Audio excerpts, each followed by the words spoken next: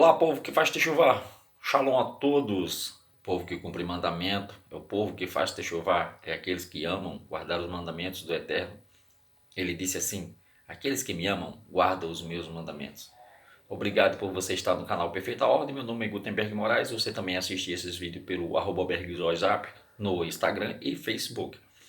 Nós estamos estudando o livro de Atos dos Emissários, a quem os pagãos chamam de Atos dos Apóstolos. Não houve apóstolo, e apóstolo não é uma palavra grega, né?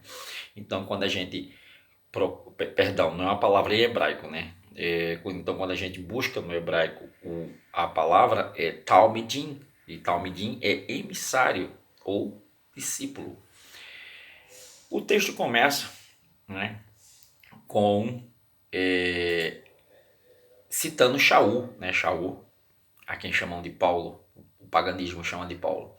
E também Shaul consentia na morte dele. Por quê? Porque no capítulo passado a gente estudou sobre a morte de Estevão, né? Que é Safenai. E fez-se naquele dia uma grande perseguição contra a congregação que estava em Jerusalém. E todos foram dispersos pelas terras de Judá e de Chorom. Chorom é uma maneira de chamar Israel também. Exceto os emissários, né? Os 12. Eles eram mais fortes, né? E uns homens piedosos foram enterrar a Estevão, né, Cefaniá, e fizeram sobre ele grande pranto. E Shaul assolava a congregação, entrando pelas casas e arrastando homens e mulheres, e encerrava na prisão. Uma coisa interessante sobre Shaul é que ele fazia parte do Sanhedrin, assim uma tradição conta. E para fazer parte do Sanhedrin, ele precisava ser casado. Então, todos eles eram casados, principalmente Shaul, né? Não se admitia homens que não fossem casados no Sanhedrin, e mais com essa posição que Shaul tinha. Shaul era um cara muito ruim, tanto que ele revela alguns pecados que ele cometia, né? Lá em Gálatas, quando ele diz assim: não voltemos a praticar aquelas coisinhas, né? Ele está falando dos pecados que ele cometia, e um deles era traficar as peles de animais. Assim a tradição conta, não estou afirmando nada aqui.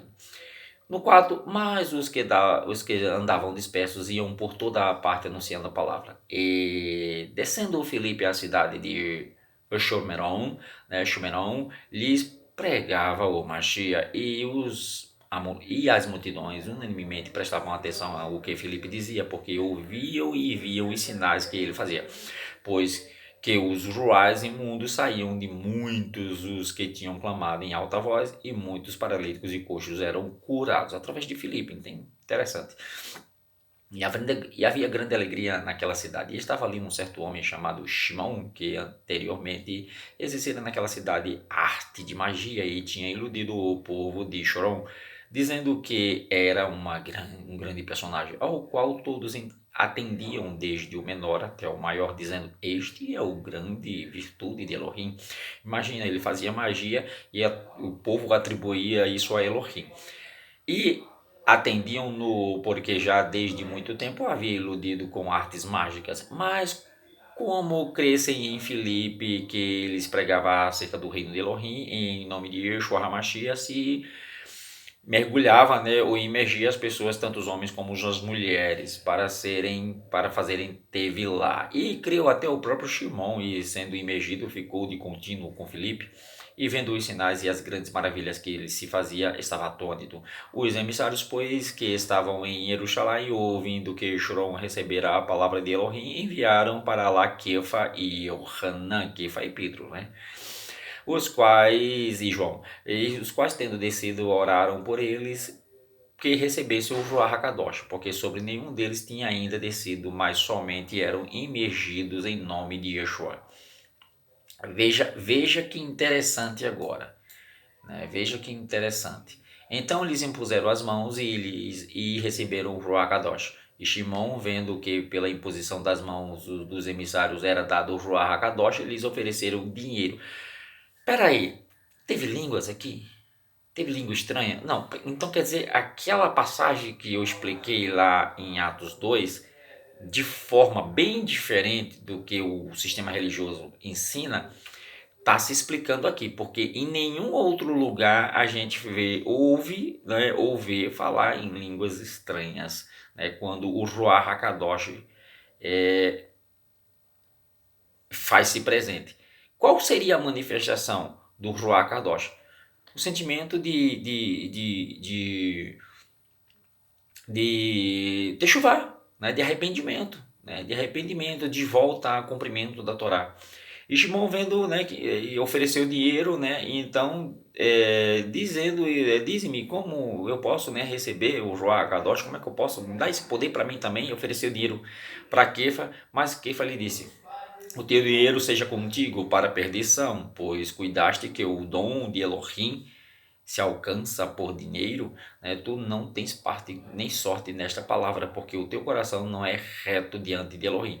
Isso depois dele ter sido imergido nas águas, entenda? E ele mesmo assim, para você ver que batismo, né, e a prática em si não traz arrependimento. O que traz arrependimento, sim, é o conhecimento da palavra, né? Ele não tinha o conhecimento. Então, a gente vê aqui e Pedro acaba percebendo que imergir as pessoas assim, eu acho, começou a pensar que era errado. Tanto que lá, quando a gente chegar no capítulo 15, a gente vai ver Kefa, né, dizendo arrependei-vos e crede. E não está imergindo mais as pessoas, não está batizando mais as pessoas, porque esse batismo, estou falando assim para você entender, né, essa teve lá, ela parece, né, por algumas tradições, que ela veio para substituir a circuncisão. Então Kefa diz para ele: arrepende-te, pois, dessa tua iniquidade, ora Elohim, para que porventura te seja perdoado os pensamentos do teu coração. O coração, né, ou seja, o pensamento, né, o coração está cheio daquilo que a boca fala. O que é que acontece? Aqui acaba de vez com arminianismo, acaba com calvinismo, porque não existe aquele negócio crê, salve e salve para sempre. Ou então, crê e o teu nome está escrito para sempre. Não. Ou, seu nome só está escrito para sempre depois que você crê. Não, né? O seu nome vai permanecer lá até a sua morte. A gente explica isso no estudo da Torá, né? As paraxás. O seu nome vai permanecer lá até a sua morte. Depois da sua morte, os seus atos vão ser julgados. Dependendo dos atos que você cometeu antes de morrer, até morrer, você vai ser julgado ou para a vida eterna ou para a exterminação eterna. Respondendo, porém, Shimon disse: orai-vos por mim, orai-vos Hashem, para que nada dessas coisas que você falou aconteça comigo, né? Tendo ele, pois, testificado e falado para Hashem, voltaram para Yerushalá, e muitas das aldeias dos samaritanos anunciaram as boas novas. Não tem nada de evangelho aqui, que evangelho é um não pagão. E o malachim de Hashem, né, chegou para Filipe: levanta-te e vai para o lado do sul. É aquela parte, né, que ele se encontra, né, com um homem que é da Cadence, né, da rainha dos etíopes, o qual era superintendente de todos os seus tesouros e tinha ido a Jerusalém para adorar. Ou seja, o cara não tinha nada de eunuco, o cara era mordomo, né, o cara é mordomo e ele trabalhava com ouro, né, tudo bem, ele era da rainha da Cadence, poderia ser eunuco, sim, mas não é o que o texto fala. Ele simplesmente tomava conta do tesouro, regressava aí sentado ao seu carro, lia o Navi Yeshayahu, né, e disse o Joá a Filipe: chega-te, junta-te a esse carro. E correndo Filipe ouviu que ele lia Yeshayahu e disse: entendes o que tu lês? E ele disse: não, quem pode me ensinar, né? E aí é o lugar das escrituras que ele lia era este: foi levado como ovelha para o matadouro, e como estava mudo o cordeiro diante dos que o tosquia, assim não abriu a sua boca. Ou seja, a passagem de Yeshua, né? Aquela de Yeshayá. E aí ele lê toda a passagem, e Filipe, abrindo a sua boca, começando nesta escritura, ele lhes anunciou a Yeshua. E indo a caminhando, né, ele disse assim: tem água aqui, o que me impede de eu ser imergido? Disse Filipe: se é lícito, se crês que todo teu coração, respondeu ele: sim, eu creio. Yeshua HaMashiach é o filho do Elohim, sim, eu creio, né? Então mudou para o carro, descendo ambos as águas, tanto Filipe como o crente o batizou. Ele não tinha nada de eunuco, ele era crente, tá? Porque as palavras em hebraico são parecidas. Eu não vou citar as palavras em hebraico agora, mas foi um erro de tradução, não tinha nada a ver com eunuco, e sim crente. ele poderia ser de pele escura, então ele era descendente de Moshe com Cushi, né, ou com Zípora, filho de Gerson, por aí vai, e criou-se aquela linhagem de pessoas de pele escura, não judeus, mas sim, né, se partiu de Moshe essa linhagem, eles eram levitas, né, porque Moshe não era judeu, Moshe era levita. E quando saíram da água, Joá do Rachem arrebatou Filipe e não o viu mais o crente. E jubiloso continuou o seu caminho. Aqui dá a ideia de um portal, não dá? Portal existe? Existe sim, portal existe. Então aqui dá a ideia de um portal que foi aberto. Sem especulação. E Filipe se achou em Azoto e indo passando anunciava as boas novas em todas as cidades até que chegou a Cesareia. E aqui terminou o capítulo 8 de Atos dos Emissários. Espero que eu tenha ajudado alguma coisa. Eu estou falando muito rápido, né? Me perdoe, mas tem que ser assim, ok? Você volta aí, alguma coisa que não entendeu, pergunta, se gostou, compartilha, se não gostou, não compartilha, se quer continuar na tua religião, continua, é um problema teu. Só lhe garanto uma coisa, se você não cumprir mandamento, você não vai estar no mundo vindouro. Shalom a todos e até o próximo vídeo, se assim o Eterno nos permitir. Shalom.